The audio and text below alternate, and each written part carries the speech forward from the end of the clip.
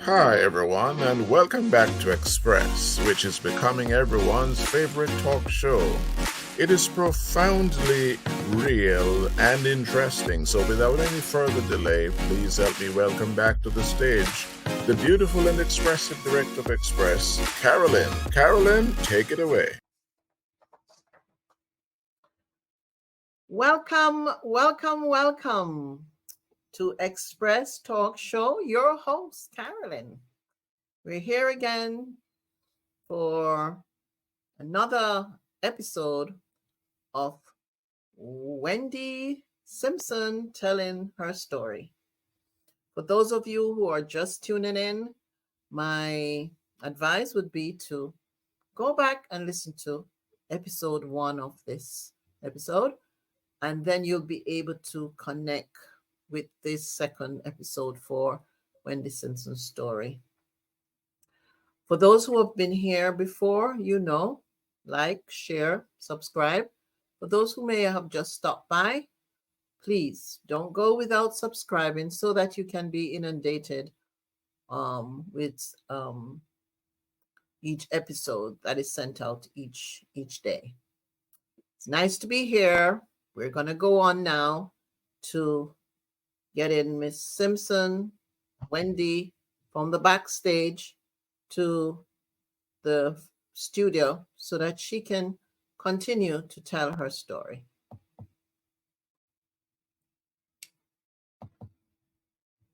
And here we are.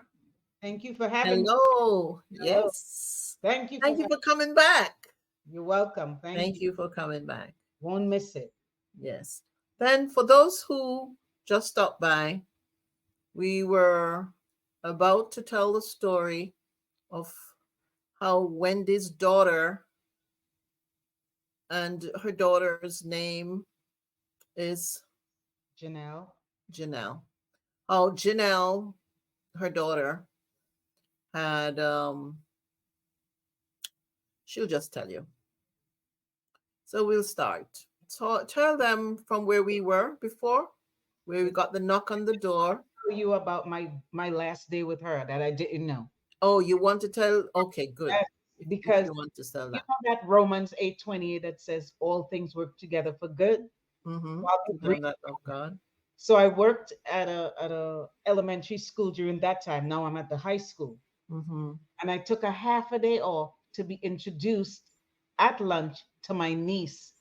As an adult, she just engraved herself into our family.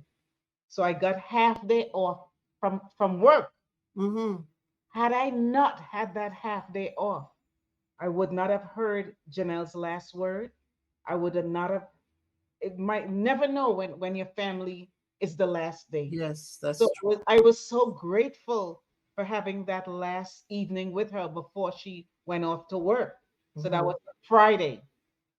So her last words to me, which I now know it was last words, fast forward to the Saturday, Mm-hmm. were please remember to floss. Didn't know it was her last words. Did not know. All because the principal of that school allowed me to do a half a day because some people don't allow you, but she did. So all things work together for good. Mm. Didn't know it was the last day.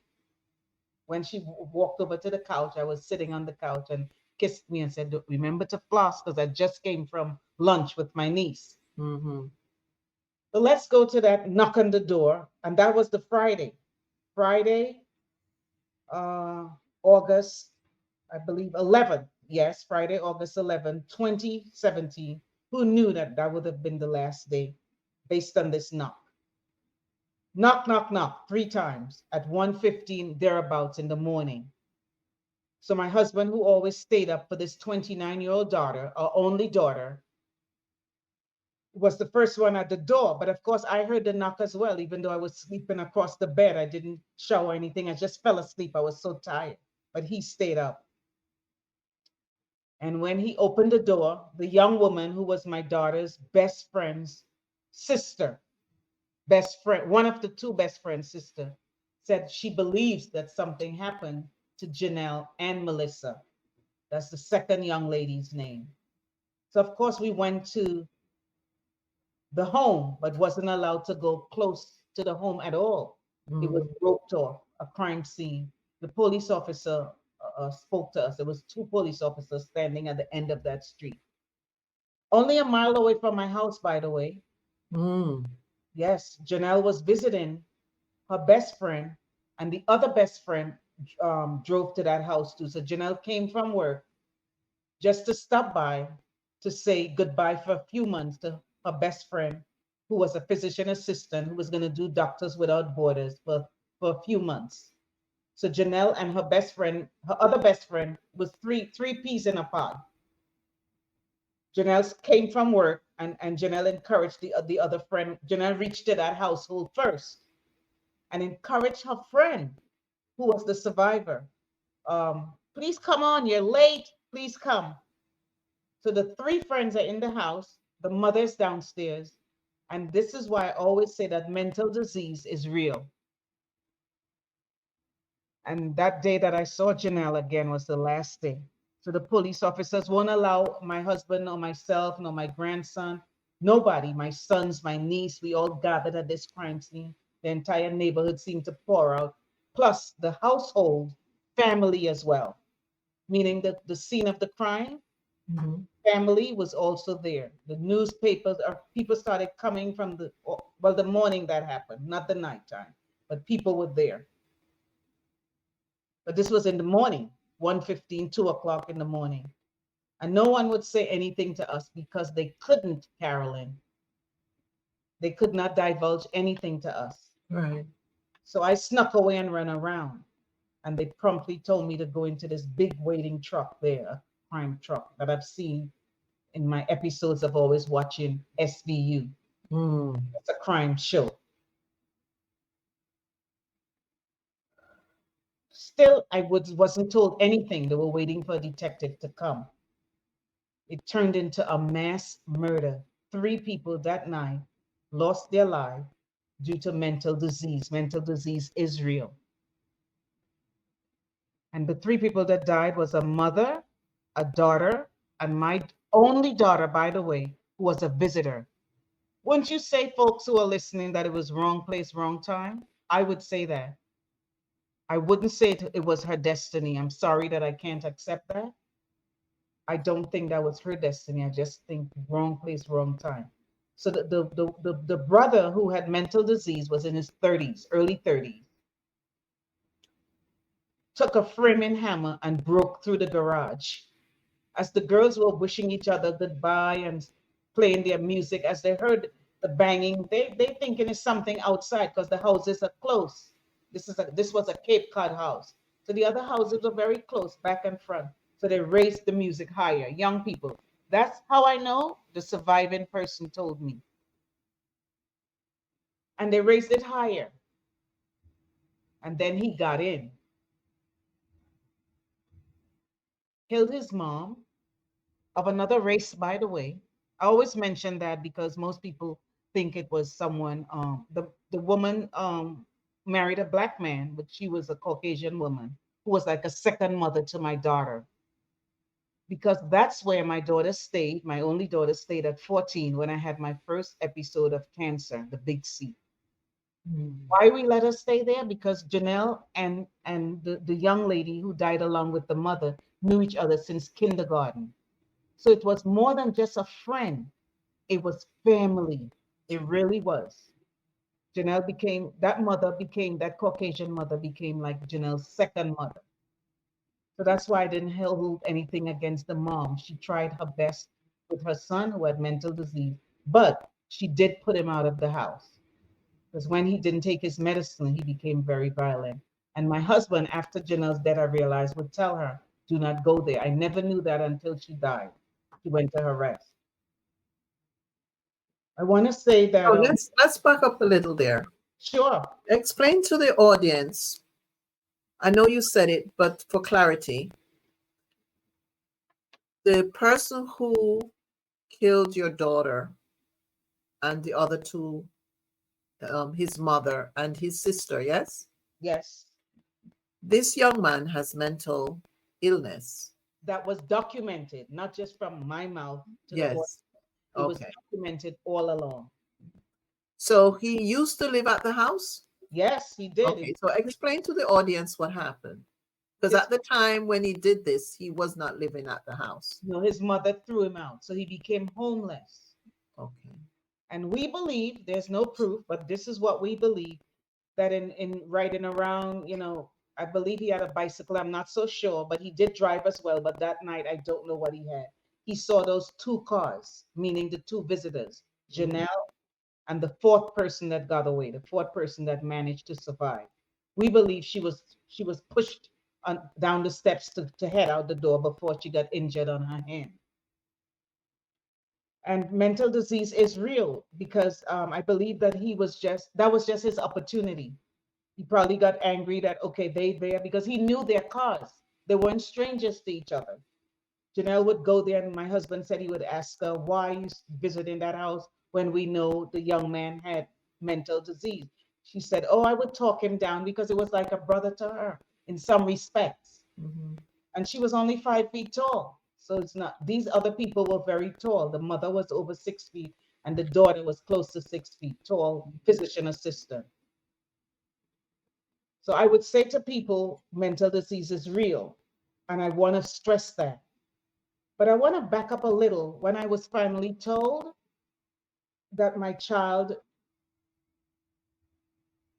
was no longer on earth, that I forgave him right away, immediately. I didn't wait till the next day. So I forgave him August 12th, 2017. Not from just my lips, because something happened to me, not just my conversion, getting closer to God. But I remember one day I'm laying in the bed, didn't even get up to see the news story, but I was listening to the news while I'm in between twilight and sleeping and waking. And I heard a Jewish man, I know it was Jewish man, I think that's probably the only picture I saw. He said, and I kept it in my head. Well, at that time, when this tragedy happened, when this mass murder happened, this man said that he forgives the person that killed his son accidentally by backing up into the driveway. It was a toddler. And the Jewish man said, I forgave him. And that stayed with me. So But so you heard this on the news yes, long before this, before, before your daughter got yes. it. So that very day, I said, I forgive him. While the other families were falling down, meaning on the young lady that got murdered side, were falling all over the place, had my resolve and I said, I forgave him. And these were my exact words. I want God to be glorified in this. So I would say, be very careful what you say, because with forgiveness, I believe I read it today and I have some scriptures and stuff. In the Bible, I believe it's mentioned 38 times on forgiveness. So I would say, just a little statement. I believe forgiveness is like the yeast, yeast, that ferments the whole dough. Mm. It brought kind of healing to me, comfort. Yes, some days I didn't want to go to work because I only took 3 months off. And out of it, I got like a bad review that I didn't want to come to work. Well, I wanted to say to the principal, if your only daughter was murdered, you wouldn't want to come to work either. But I did not. I just held on to my God, held on to my church, held on to that forgiveness because I did forgive him. And this past year, 2022, was the sentencing. This happened in 2017. See how long it took? Because of COVID, it kept going on and on. The judge got COVID, this got COVID, that got COVID. And I was able to face him and telling XYZ, I do forgive you. And one day I will come visit you, not by myself. I would take my pastor with me. Mm. And I mean it, not just from my mouth, but because it's necessary to go forward.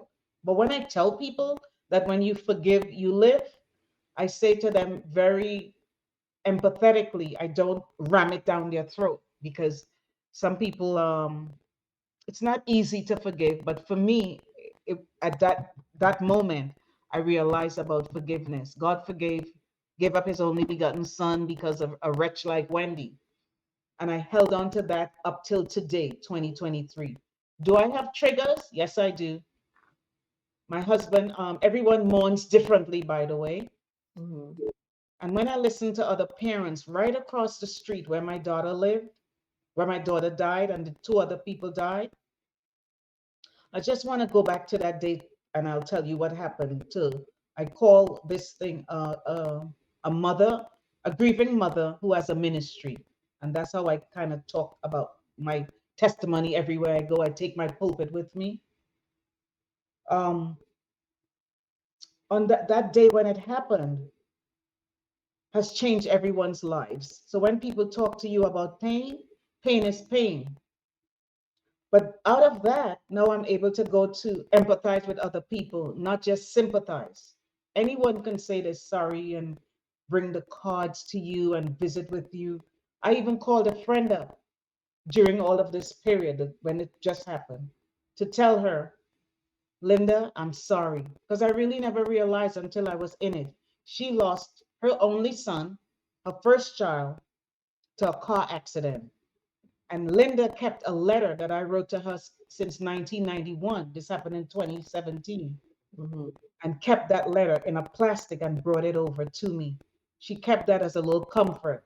So any little comfort you could offer, but please don't tell the folks all things work together for good. There's a time and a place for all of that. So what else should I say about forgiveness? It's real. Mental disease is real. Forgiveness on that day, and I want God to be glorified by it. I've stuck to that, even though it's hard at times. There are triggers. I worked in an elementary school at that time, and I thought was just female little children. I would go to the mall that time and I would see people that looked like Janelle, and that's a trigger. I would cry sometimes incessantly. Now I don't because, yes, I do cry, but not as before. Mm-hmm. So I would say we have to have understanding. We have to probably not talk so much when we're around people who's lost. And I don't believe now I know not to replace that word loss with what? The love stayed with me forever. That love. She was my everything. She was like, you'd say my ride and die. Even though I'm married, I would do extracurricular activities with her. But it's not only Janelle that died, it's the mother and the daughter. So in that household, that family has lost three people: the mother, the daughter, and the son, who went away for 50 years to life. He'll be in Mm-hmm. his 80s. And I still hold on to my forgiveness till this day. Till this day, forgiveness is healing to me, to my soul. Mm. What advice would you give to people, when someone is grieving? What advice would you give to people who found themselves among someone who is grieving like you were grieving? Because tell us some of the things that happened while you were grieving that sort of didn't really console you. My own father, before I even woke up, it's called awake, W-A-K-E in the Christian lingo, Mm-hmm. said to me, came and said to me in the living, among others, Romans 8:28, all things work together for good. Even though I was eating meat and not drinking milk in Christian lingo, because I studied a lot, that wasn't a comfort, Carolyn, it really wasn't. But I Okay. didn't say anything to my father. But when he said to my son, my middle child, don't question God, I said, yeah, no, don't say that to him. God is a type of God that understands. So when you're grieving and mourning, everyone grieves and mourns in a different Right. way. So just listen. It's better to listen. So fast forward to another story. Oh, and people would come into my home and come straight to me and bypass my husband who was sitting before me.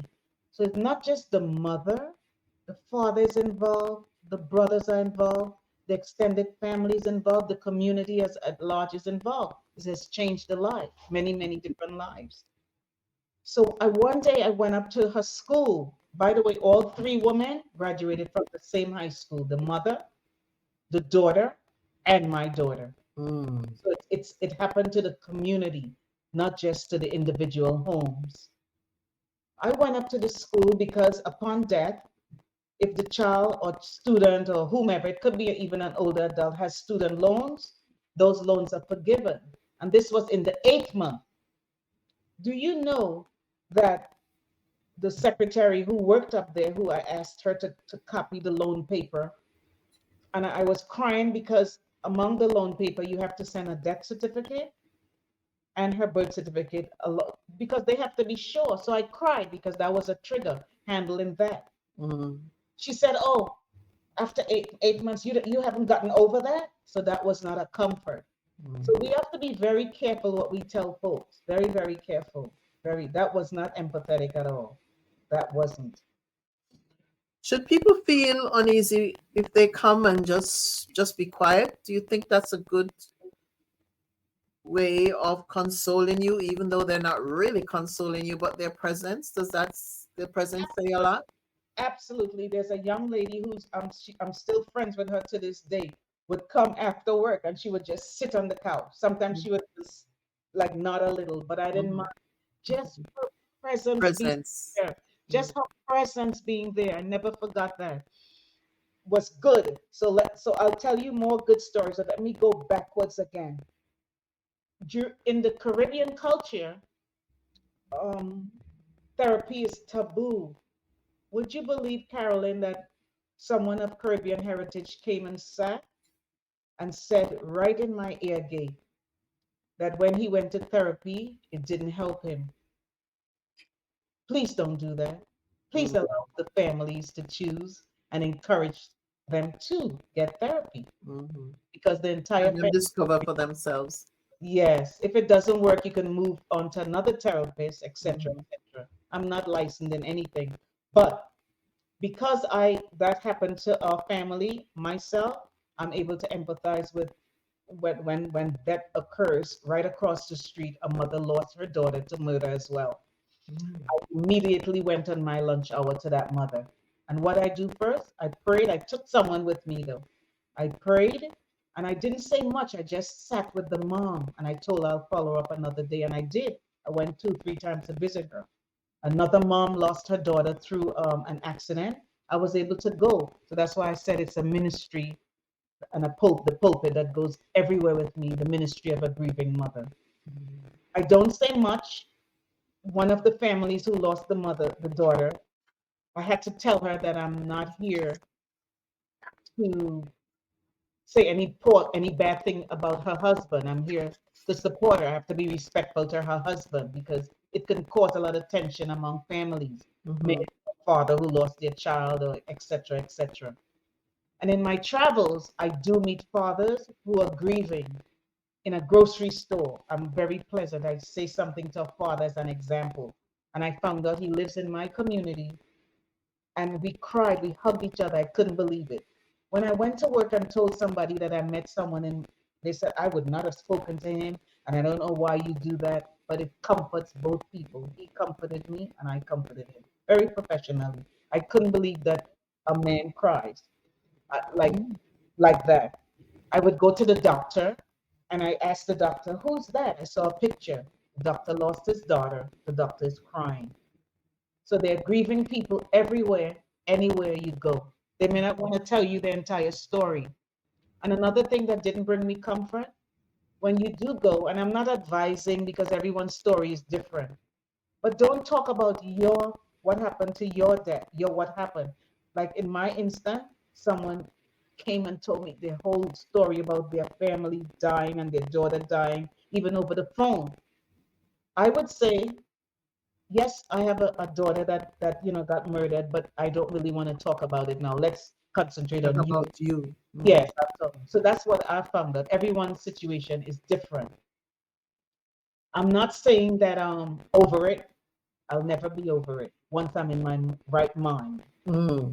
I give God thanks that he kind of like gave me he didn't give me an insight that this would happen because now I have her pictures all over the house. I have her clothes that I still have to, I would say, discard, even though that's a negative word. Every little piece of thing that I get rid of, I What feel about our trophies? exactly. I don't know what to do with them till today, May 2nd, 2023. So it's very difficult for families, and I know everyone grieves differently. Some people would discard the clothes in 2 weeks. I couldn't.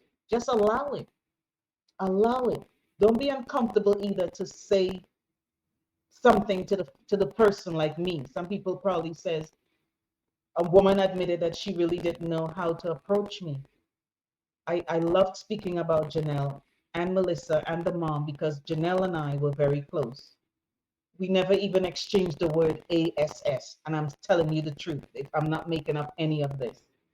So for me, I love speaking about her. And that's why I'm thanking you that you invited me to this talk show. Yes. To encourage even one person about Yes. forgiveness, about being an exhorter, a smile. You wouldn't know by looking at me that I'm a grieving mother. You wouldn't. Because then I don't want people to run away from me. I don't walk with any bowed shoulder, but I do tell my testimony whenever I could to encourage people. Mhm. I said I don't tell the story for pity because pity is not empowering. I tell this story to tell people life is for the living. And I know this is not a religious show, but I want to say that because of being converted to the SDA, Seventh Day Adventist, I was able to know about the state of the dead. I can't question God as to why, but now I know the truth that the dead knows nothing. I'm not ashamed to say that. And that has brought me comfort. I do go to her headstone, Mhm. but I don't pray to her. Nothing like that. I talk to her sometimes. I'm like, wow, why did you get yourself murdered? It's a joke to comfort myself. But I know for sure that prayer works, and the God that we serve is a God of comfort. Okay.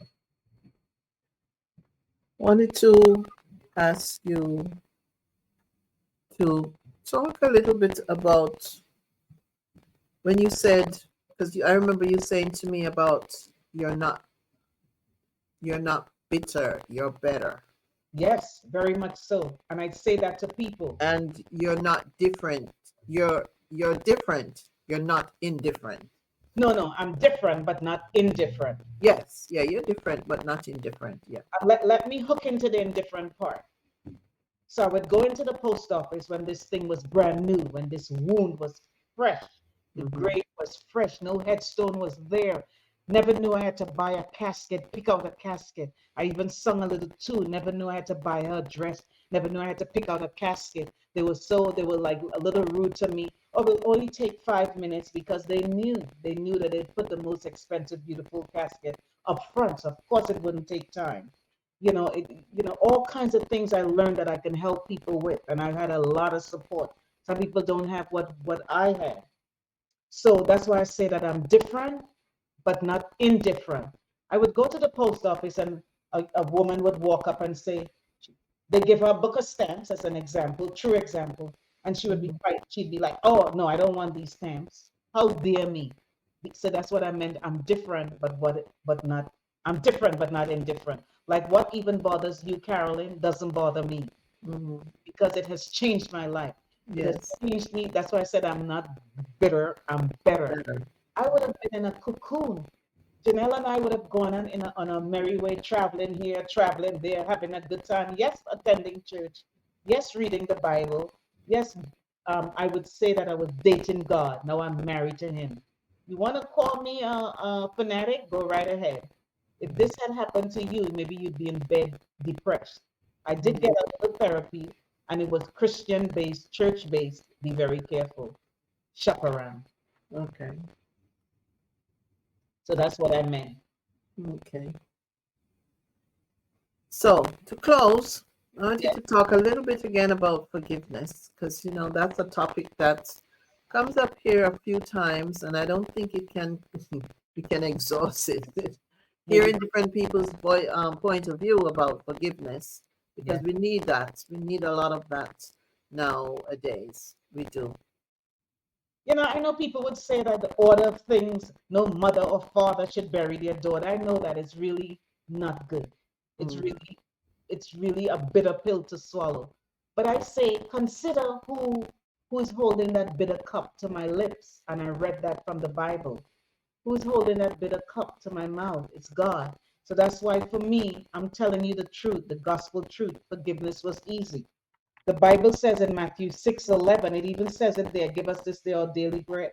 And when you look at part of it, it says, for if you forgive others when they sin against you, your heavenly Father will also forgive you. Carolyn and the audience, I have forgiven the unforgivable. And I know there are other loss out there. So I don't want to minimize it. I don't want to be indifferent to the loss of a father, the loss of children, the loss of an elderly father or mother. Sure enough, it's the same pain, but the pain of a mother doing without her ride or die, meaning her daughter, who she was very close to. And I forgave the very same day, August 12th, 2017, when the news was broken to all of us, the two older brothers, the father, the mother, extended family. The phones were ringing. It was all over the news, the killing of 3 women, and they named the town. And I've held on to that forgiveness because it's all over the Bible as well. And I wasn't really into no quoting Bibles before. I read the Bible, I understood the Bible, but I never looked for the verses on forgiveness at all. But now I do. You'll see it in Matthew, you'll see it in Micah, you'll see it all over the place. And I'm glad I held on to it because I don't want to be a fake person. Mm-hmm. I did go to court, and at the court hearing for the sentencing, I told him that's when I was able to see him eye to eye. He was handcuffed and away from me, but it was still in a small courthouse. I told him in his eyes, I looked at him, and I said, I called his name and I said, I do forgive you. So how would it be that I would be a phony telling the newspapers that I forgive? They said it's the parents. It was only Wendy. My family said that I'm crazy to have done that. But I didn't forgive him for him. I forgave him for me. Mm-hmm. And I remember when that mother had taken my child in. I remember when I would see him in the supermarket and he would say, oh, Mr. and Mrs. Simpson, always polite. So I knew him as a little boy as well. So that's why I always tell people with the piece of forgiveness and his background in mental disease, and I had to have taken a lot of classes in reference to mental disease, by the way, because it's something that they even have mental disease month. But it's forgiveness, it says in Mark 11:25. And when you stand praying, if you hold anything against anyone, forgive them, so that your Father in heaven may forgive you your sins. And I've held on to that till now. And it helps me. When people say to me, my goodness, I don't know how you do it. It's the strength of God. It's not this 4 feet 11 woman. I don't take any credit for the way that I'm conducting myself. Anywhere I go and everywhere I go, if I can encourage someone with my testimony, it does help people. I see it right away. I have a little stone that says forgive to live, and I mean it. I could talk about forgiveness till dying kingdom come. No, it has helped me tremendously. I mean it. Yeah. And I don't mean to shove it down anyone's throat. Some people, it takes a while. Give them that chance. Takes time. Yes. So I'm very careful. Yes, I always tell them that. I always preface it with that. Take your time.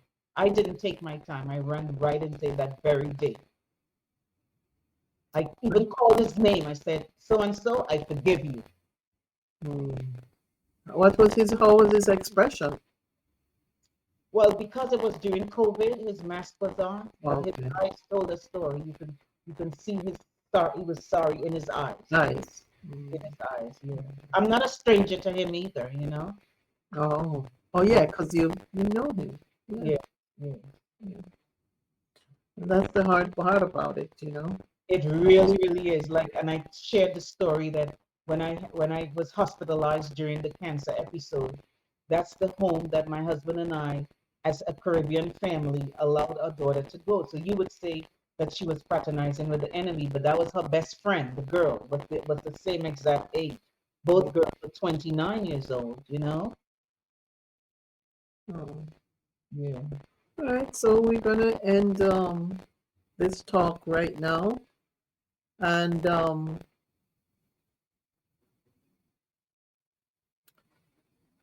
I want to just stop for a minute.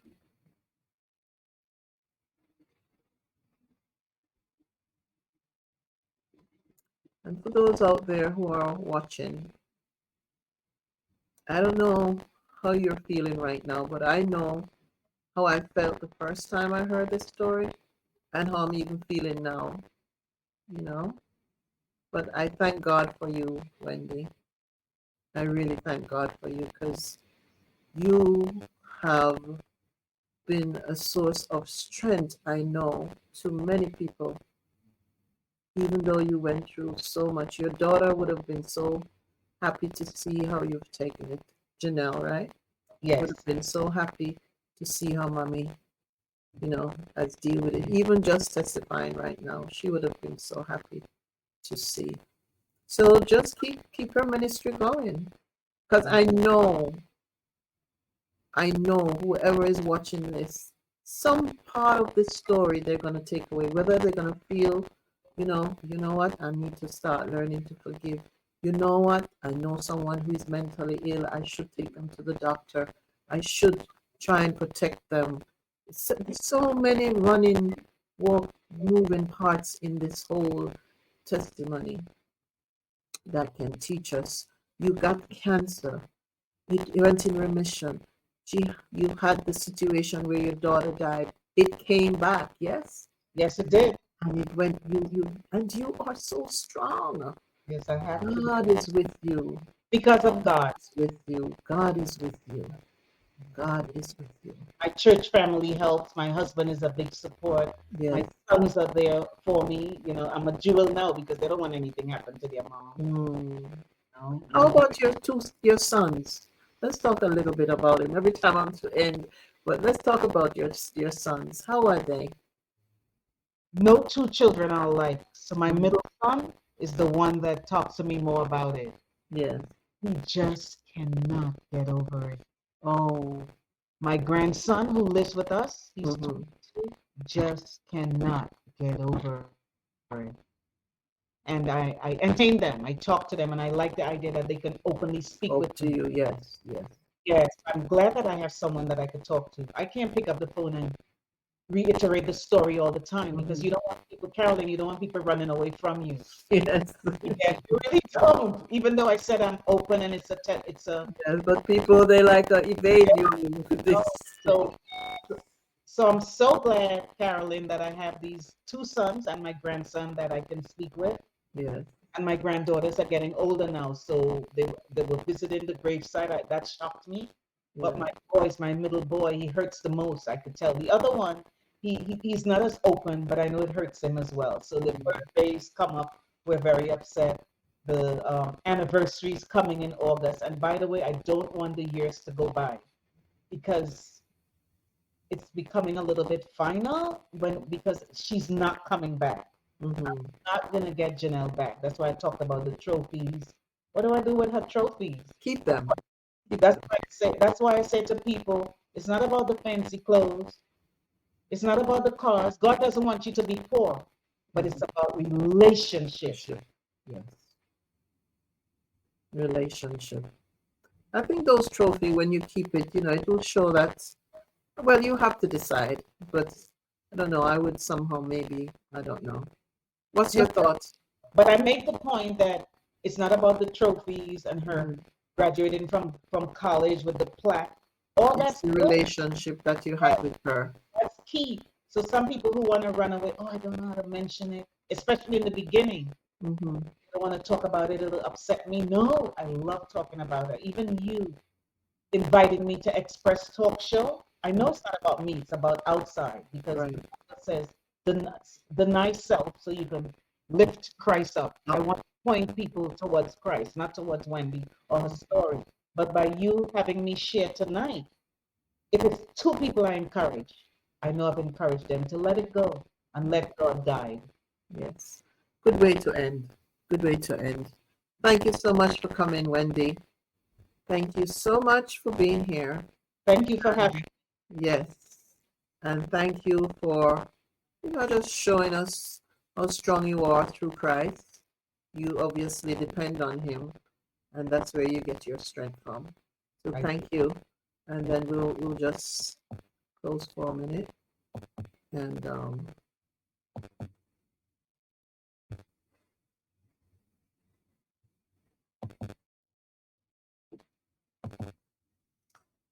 Yes, so this ends the episode, the second episode, with a story of Wendy Simpson. Strong lady, very strong. I trust that you have taken something from this story, that it will help you to deal with a situation you might be having now, or who knows, to come. It is something to really think about. I'm going to leave a thought as usual, and this thought is from Les Brown. And he says, our ability to handle life's challenges is a measure of our strength of character. Our ability to handle life's challenges is a measure of our strength of character. End of quote. I'm going to say goodbye until another time. Yes. Can I give you a little quote? Yes. Goodbye. Goodbye. Thank you. Thank you. Bye-bye. Bye-bye.